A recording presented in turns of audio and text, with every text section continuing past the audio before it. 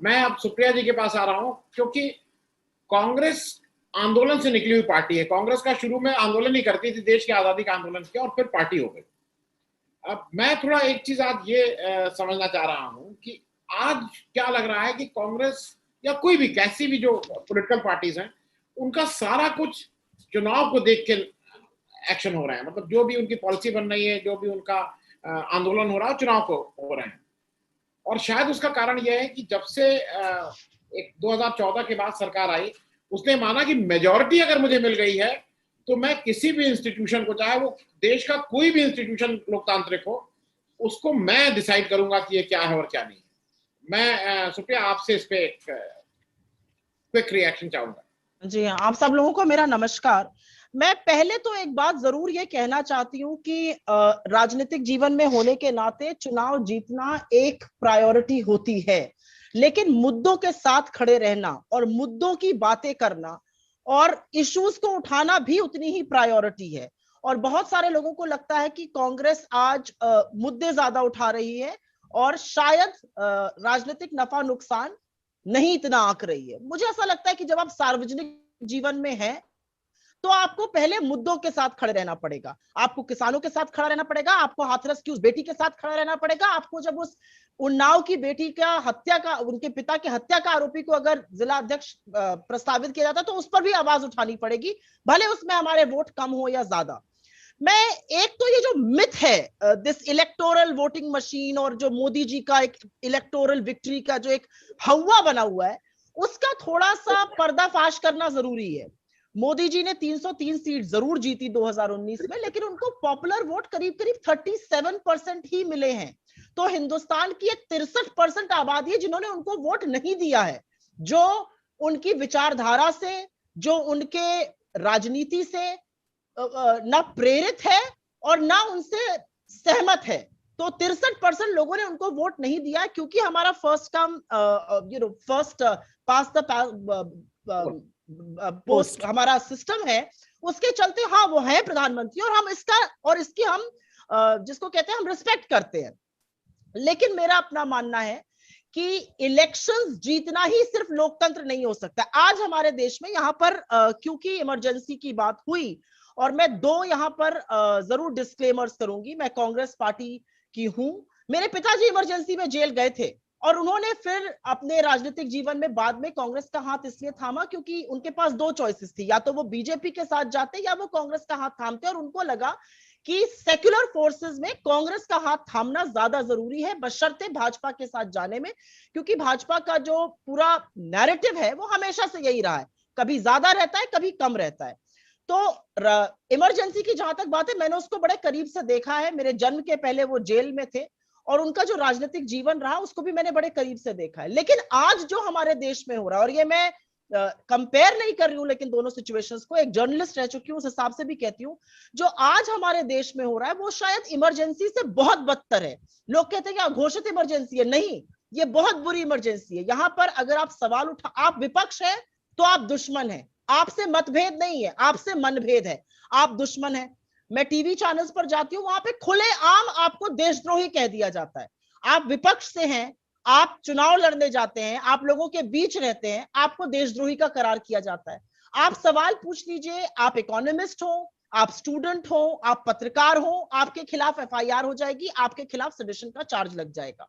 कितने ही पत्रकार, और यह भी सच है कि पत्रकारिता या तो लोकल लेवल पर आज जीवित है या ऐसे ऑनलाइन प्लेटफॉर्म्स पे जीवित है, क्योंकि जो मेन स्ट्रीम पत्रकार हैं वो या तो विज्ञापनों के चलते या सरकार के प्रभाव के चलते इस कदर भयभीत है कि वो कुछ दिखा नहीं पाते। मैं एक सिंपल सी बात आप लोगों के सामने करूंगी। मुझे लगता है संजय सिंह जी भी जुड़ चुके हैं और ये बात उन्होंने उठाई थी और उसके बाद सब लोगों ने इस बात को फॉलो अप किया और इस पर हम सब लोगों ने आवाज उठाई है। अयोध्या में भगवान राम का मंदिर बनना चाहिए, बिल्कुल बनना चाहिए, इसमें कोई मतभेद नहीं है। सुप्रीम कोर्ट का फैसला आया, उस फैसले का हम सब लोग स्वागत करते हैं। भगवान राम का मंदिर बनना चाहिए। बहुत सारे लोगों ने इसमें समर्पण दिया है, चंदा दिया है, दान दिया है, योगदान दिया, जिस भी नाम से बुलाइए। आज प्रधानमंत्री जी ने अयोध्या की एक समीक्षा बैठक करी। अयोध्या की समीक्षा बैठक में मुझे ऐसा लगता है प्राइम मिनिस्टर को जरूर इस बात का आकलन करना चाहिए था, जो इतने आरोप लग रहे हैं, 2 हफ्ते हो गए आरोप लगते हुए कि जबरदस्त जमीन की खरीद फरोख्त में धांधली हो रही है अयोध्या में, और वो ट्रस्ट के लोग कर रहे हैं, जिस ट्रस्ट का गठन मोदी जी ने किया है। लेकिन हमारे लोकतंत्र में आज उसके बारे में कोई बात नहीं करना चाहता है। आज ये मुद्दा ही नहीं बनता है, राष्ट्रीय मीडिया में राष्ट्रीय चर्चा का ही मुद्दा नहीं है कि कैसे उन्नाव में एक व्यक्ति जो दोषी पाया गया है, आरोपी नहीं था, उसकी पत्नी को पहले जिला पंचायत अध्यक्ष का प्रस्ताव आता है, फिर हाहाकार मचता है तो मुख्य हत्या के आरोपी का प्रस्ताव आ जाता है।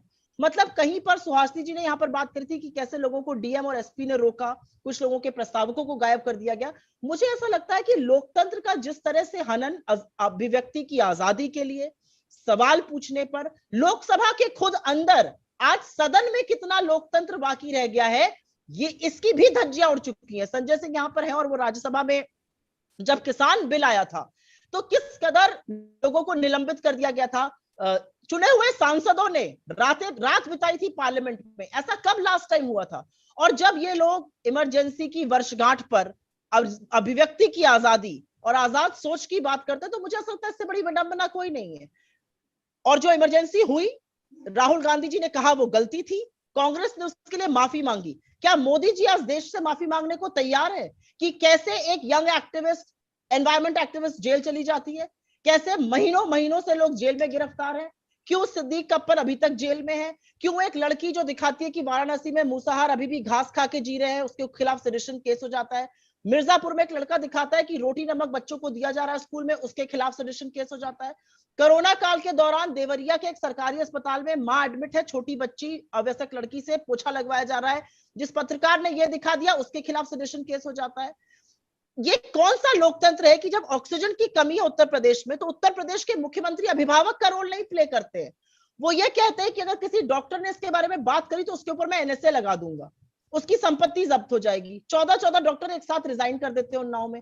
तो लोकतंत्र का मतलब सिर्फ चुनाव जीतना या सिर्फ चुनाव लड़ना नहीं है। मुझे ऐसा लगता है लोकतंत्र का मतलब सबसे पहले तो यह है कि पंक्ति में अंतिम व्यक्ति की आप आवाज बनिए। राजनीतिक नफा नुकसान हर पार्टी देखती है, लेकिन कई बार आपको इस राजनीतिक नफा नुकसान से उठना पड़ेगा। मैं सार्वजनिक जीवन में हूं और मुझे ऐसा लगता है कि एट सम स्टेज आपको यह डिसाइड करना पड़ेगा कि आप सिर्फ इलेक्टोरल पॉलिटिक्स में वोट के लिए हैं या वाकई किसी मुद्दे, किसी आइडियोलॉजी, किसी विचारधारा से जुड़े हुए हैं। तो मुझे ऐसा लगता है कि लोकतंत्र का मतलब वो है। मैं एक बात इसमें जरूर कहना चाह रही थी, छोटी सी बात है, क्योंकि लोकतंत्र में आपने कहा चुनाव की बात, इतना ऑब्सेशन है चुनाव से कि once in a lifetime pandemic है ये।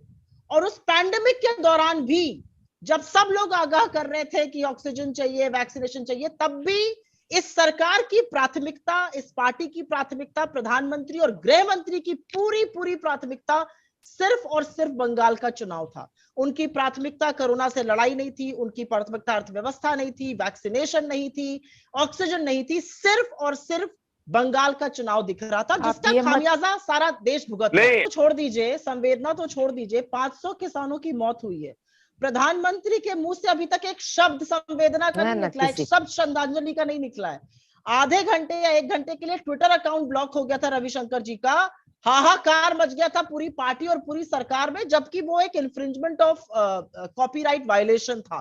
तो मतलब ये आपकी सरकार की प्राथमिकता भी दिखाता है। और खुलेआम जो इनके ट्रोल्स ऑनलाइन करते हैं, खुलेआम सरकार के मंत्री और सरकार के प्रवक्ता रोज बहस में बोलते हैं जो कर रहे हैं वो आतंकवादी हैं, वो खालिस्तानी हैं, वो नक्सलवादी हैं, पाक चीन के एजेंट हैं, उनके इशारों पे हो रहा है। आप अपने ही किसानों को ये कहने की हिम्मत कैसे कर सकते हैं? मुझे नहीं पता लोकतंत्र में इससे ज्यादा बेशर्मी और क्या हो सकती है। तर्क देते हैं एक्चुअली संजय जी, मुझे सबसे ज्यादा हैरानी की क्या बात होती है कि बचपन से एक बात सिखाई गई थी कि ये गांधी का देश है। गांधी, मुझे तो लगता था कि आने वाले वक्त में गांधी पूजे जाएंगे। गांधी के इस देश में हमारे देश के प्रधानमंत्री, हमारे देश के गृह मंत्री, हमारे देश के तमाम मंत्री ऐसे लोगों को सोशल मीडिया पे फॉलो करते हैं जो गांधी की पुण्यतिथि पर गांधी को गाली देते हैं और गोडसे की जय जयकार करते हैं। ऐसे लोगों को फॉलो करते हैं जो प्रैक्टिस करके दिखाते हैं, वो मजाकिया है, वो सरकास्टिक है, मुझे नहीं पता कि गांधी को गोली कैसे मारते हैं। ऐसे लोगों को फॉलो करते हैं, उसका खंडन नहीं करते हैं। और उनके सोशल मीडिया को फॉलो करने का मतलब है आप उन्हें कहीं ना कहीं एंडोर्स कर रहे हैं, क्योंकि उनके सोशल मीडिया पर यह लिखा रहता है proud to be followed by Shri Narendra Modi ji, proud to be followed by Shri Amit Shah ji. और जो आपने भाषा की बात करी, मैं आपको सच बताऊं, अगर आप इनसे तथ्यों से बात करिए तो ये बहस कर ही नहीं पाते हैं, क्योंकि इनको ना तथ्य आते हैं ना तर्क आते हैं। बहस में इनको आता है, अब आप कांग्रेस के हो, आपके हो, आप सीपीएम के हो, आप एक डिबेट में बैठकर भारत के प्रथम प्रधानमंत्री चुनकर आए थे, 950 साल जेल में बिताए थे, उनके खिलाफ आप क्या सुन सकते हैं? क्या आप ये सुन सकते हैं वो तलवे चाटता था, वो लव लेटर? ये कौन सी भाषा है? ये कोई पार्टी की बात नहीं है, ये किसी व्यक्ति की बात नहीं है। ये कहीं ना कहीं आपको दिखाता है कि इनको ना इतिहास की समझ है, ना शायद हमारे फ्रीडम स्ट्रगल को ही समझते हैं। ये एक बड़े इनके चर्चित प्रवक्ता है जिनसे हम और आप काफी उलझते हैं, डॉक्टर साहब हैं, वो एक दिन बात में कहेंगे 4-5 दिन जेल गया था। मैंने कहा भैया इतिहास तो पढ़ लो, थोड़ा बहुत तो इतिहास पढ़ के आओ। तो कहीं पर आपको लगता है कि इतना झूठ ये बोलते हैं, लेकिन ये डरते हैं। ये मैं आपकी बात से 100% सहमत हूं, ये डरते हैं।